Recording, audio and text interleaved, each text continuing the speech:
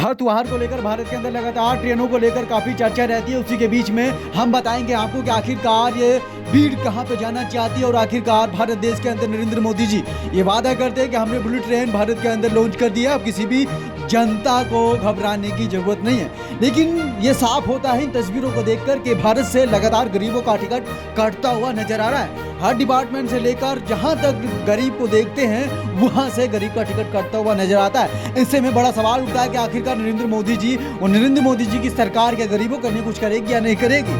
नरेंद्र मोदी जी जो भी कहते हैं वो बिल्कुल झूठ निकलता हुआ नजर आता है। पहले कुछ कर देते हैं लेकिन बाद में कुछ ऐसियत होती है कि उसके बाद पता लगता है कि जनता को ये सब जुमला था, जनता के लिए तो कुछ हुआ ही नहीं। पहले माननीय श्री नरेंद्र मोदी जी ने किसानों के लिए सम्मान निधि योजना चलाई थी जिसमें 2000 रुपए की किस्त मिलती थी, लेकिन जैसे जैसे दिन कम होते गए वो 2000 की किस्त भी खत्म होती चली गई। हम आपको बताएंगे आखिरकार ट्रेन के मामले में किस तरह से ट्रेन के अंदर लगातार भीड़ बढ़ती हुई नजर आ रही है और ऐसा माना जा रहा है कि कई यात्रियों की मौत भी हो चुकी है। इस भीड़ को लेकर बड़े बड़े अधिकारी अफसर ये बयान करते हैं कि लगातार ट्रेन में जगह नहीं है, उसके चलते हुए काफी गंभीर समस्या बनी हुई ट्रेन को लेकर। आखिरकार इस समस्या को सुलझाने के लिए जो रेल मंत्री हैं भारत के, आखिरकार वो कहां पे गए हुए हैं और यदि वो इस पर काम करते तो किसी भी भारत के नागरिक को इसमें बैठने की जगह मिलती और किसी को भी परेशानी का सामना नहीं करना पड़ता।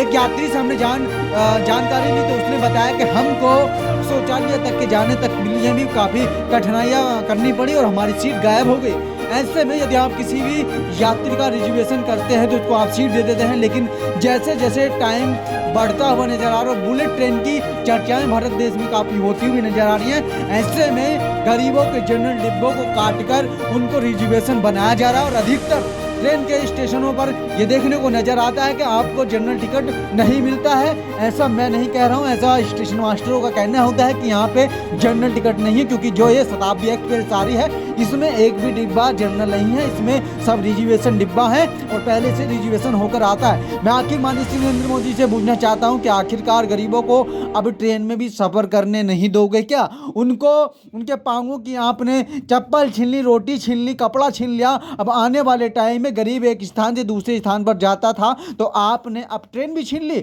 गरीबों से। एक बड़ा सवाल है, बड़ा सवाल करता मैं रहूंगा। यात्रियों से जानकारी ली, यात्रियों ने काफी गंभीर आरोप माननीय श्री नरेंद्र मोदी की सरकार पर लगाए हैं और जिस तरह से पहले समय में एक स्टेशन से लेकर दूसरे स्टेशन के बीच में लोकल ट्रेन चला करती थी जिसमें गरीब जनता एक स्थान से दूसरे स्थान पर जाने के लिए इन ट्रेनों का उपयोग किया करती थी, लेकिन समय बीतता गया और इन ट्रेनों को खत्म कर दिया गया। जय हिंद, वंदे मातरम। यदि हमारी खबर आपको अच्छी लगी हो तो चैनल को सब्सक्राइब करें, बैक लाइक हो।